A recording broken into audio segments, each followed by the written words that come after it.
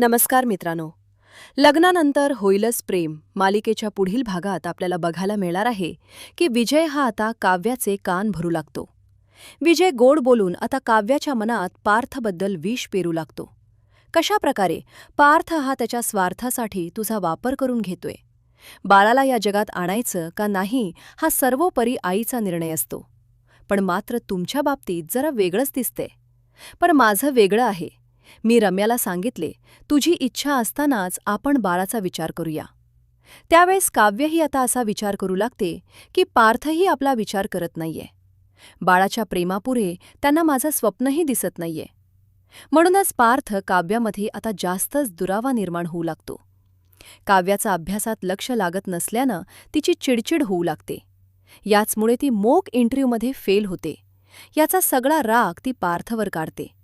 तेव्हा पार्थ रागात म्हणतो की यापुढे तुम्हाला आपल्या बाळाचा त्रास होणार.